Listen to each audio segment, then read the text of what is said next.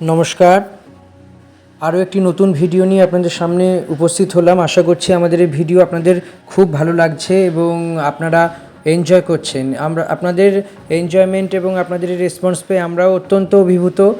আমাদেরকে আরও জানাতে শুরু করুন যে পরবর্তীকালে আপনাদের কি ভিডিও আরও দেখতে ইচ্ছে করছে এবং কোন ভিডিও দেখতে পারলে আপনাদের ভালো লাগবে এবং আপনাদের বিনোদন অথবা মনোরঞ্জন কোনটা আমরা করতে পারছি বা আপনাদের সঠিক তথ্য এবং উপযুক্ত তথ্য দিয়ে আপনাদেরকে সমৃদ্ধ করতে পারছি বা আপনাদের একটু ভালো লাগছে সেটা আমাদের সবার আগে তুলে ধরুন এবং সেই মতোই আমরা পরবর্তীকালে ভিডিও আপনাদের জন্য তৈরি করব। সব মিলিয়ে অত্যন্ত ভালো সময়ের মধ্যে দিয়ে আমরা যাচ্ছি, কেননা ভালো খারাপ এবং সব কিছু নিয়ে মিশ্র সময়ের মধ্যে দিয়ে আমরা যাচ্ছি। কেননা আমাদের রাজ্যে এই মুহূর্তে বিধানসভা ভোটের প্রায় ঢাকেকাঠি পড়ে গেছে। নির্বাচন কমিশন সারা দেশব্যাপী বিভিন্ন রাজ্যে যখন ভোট হচ্ছে সেখানে ভোটার এসআইআর মানে কর্মসূচি পালন করে ভোটার তালিকা সংশোধন করে নির্বাচনে যাচ্ছেন। তো আমাদের রাজ্যে নির্বাচনের দামামা পার বেজে গিয়েছে, সেই কারণেই এসআইআর নিয়ে বিভিন্ন কর্মসূচি চলছে, বিভিন্ন ভোটের প্রক্রিয়া চলছে। কিছু অনিয়ম কিছু বেনিয়ম ধরা পড়ছে, তাই নিয়ে শাসক বিরোধী তরজা চলছে। এমনকি সুপ্রিম কোর্টেও এসআইআর মামলা নিয়ে রাজ্যের মুখ্যমন্ত্রী মমতা বন্দ্যোপাধ্যায় সওয়াল করেছেন। রাজ্যের এসআইআর নিয়ে মাননীয় সুপ্রিম কোর্ট এবং সুপ্রিম কোর্টের প্রধান বিচারপতি বিভিন্ন পর্যবেক্ষণ দিয়েছেন, নির্দেশ দিয়েছেন, গাইডলাইন দিয়েছেন। তো সেইগুলোই ইমপ্লিমেন্টেশন চলছে এবং পরবর্তীকালে ভোটার তালিকা সংশোধন এবং ভোটার তালিকার পুনর্বিন্যাসের কাজও হবে। মূলত সবার প্রশ্ন একটাই যে ভোটার তালিকা সংশোধনের কাজ শুরু যেমন হয়ে গেছে অনেক দিন আগে, সেই কাজ সম্পন্ন হয়ে যাবে এবং আগামী অন্তত পক্ষে 3 থেকে 4 সপ্তাহের মধ্যে এই কাজ সম্পন্ন হবে। তারপরেই প্রশ্ন থাকছে যে ক দফায় ভোট হবে।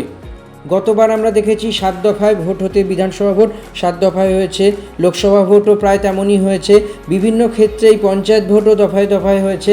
তো সব মিলিয়ে দেখা যাচ্ছে এবার লোকসভার বিধানসভা পার হয়ে পঞ্চায়েত মিউনিসিপ্যালিটি সমস্ত পার হয়ে এবার কি করতে চাইছেন নির্বাচন আধিকারিকেরা, অর্থাৎ মুখ্য নির্বাচন কমিশনার জ্ঞানেশ কুমার এবং তার নেতৃত্বে যে নির্বাচন কমিশনের ফুল বেঞ্চ আছে সেই বেঞ্চই ঘোষণা করবে এবং সিদ্ধান্ত নেবে কি হতে চলেছে আগামী দিনে। তো রাজ্যের শাসক এবং বিরোধী দল এই নিয়ে নানান রকমের তরজা শুরু করে দিয়েছে। সবাই দাবি করছে যদি এখনই ভোটের নির্বাচনের এখনই যদি নির্ঘণ্ট ঘোষণা করা হয় তাহলে তারা প্রস্তুত। 294টা আসন, পশ্চিমবঙ্গের 294টা আসনে কোন কোন আসনে কী প্রার্থী দেওয়ার হবে তা নিয়ে মোটামুটিভাবে বিরোধী এবং শাসক শিবিরে একে অপরের বিরুদ্ধে ছক কষছে। কোন প্রার্থী দিলে পাল্টা লড়াই হবে, এই সমস্ত কিছু নিয়েই মোটামুটিভাবে এখন হাওয়া অত্যন্ত গরম হয়ে আছে।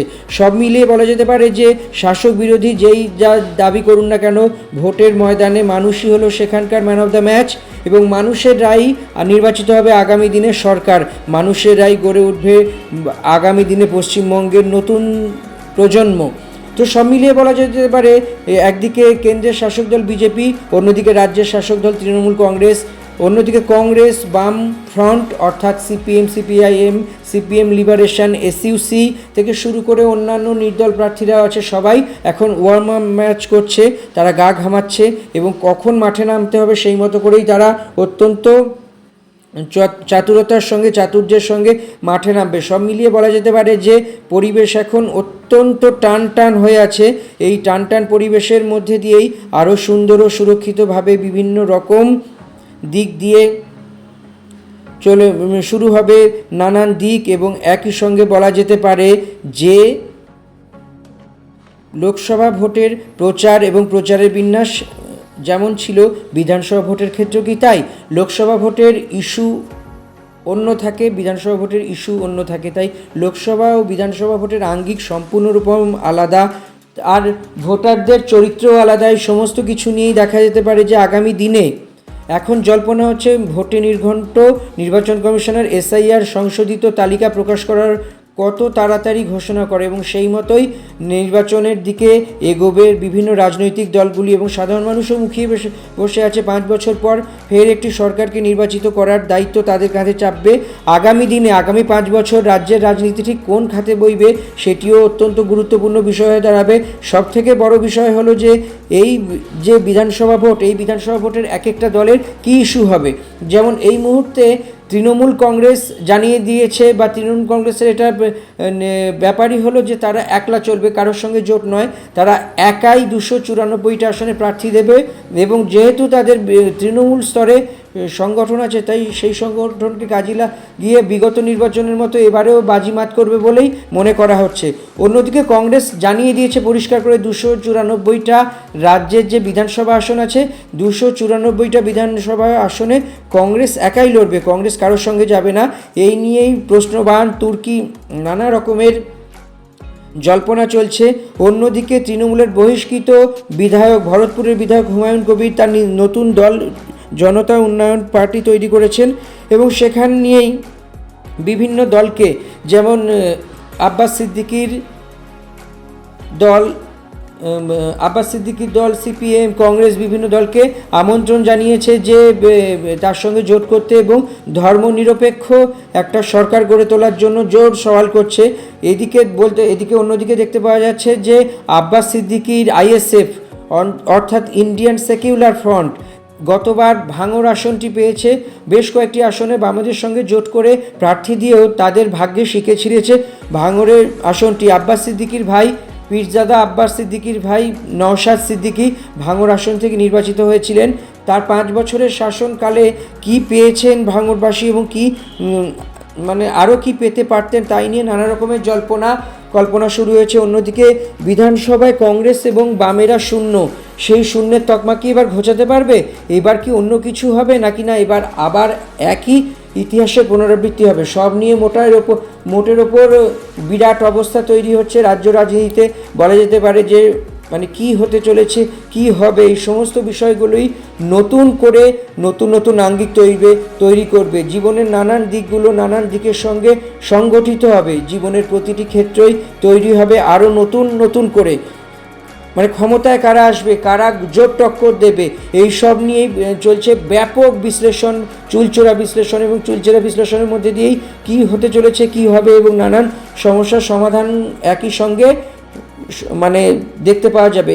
বলা যেতে পারে যে এই যে বিভিন্ন বিষয়গুলো তৈরি হচ্ছে, বিভিন্ন বিষয়গুলির মধ্যে দিয়েই আগামী দিনের রূপরেখা তৈরি হবে। তৃণমূলের বাজিমাত করার সম্ভাবনা সবথেকে বেশি, কেন তৃণমূলের বর্তমানে ক্ষমতায় আছে রাজ্যের শাসক দল তৃণমূল এবং তৃণমূলের যে জনমুখী এবং সামাজিক সুরক্ষামূলক যে প্রকল্পগুলো, সেই প্রকল্পগুলির মাধ্যমে তৃণমূল অতি সহজে বাজিমাত করবে বলেই মনে করা হচ্ছে।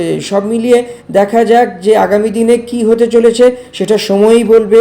অপেক্ষা আর কয়েকটা দিনের, অর্থাৎ 1 থেকে 1.5 মাসের মধ্যেই খুব বেশি হলে নির্বাচন কমিশন ভোটে নির্ঘণ্ট ঘোষণা করবে।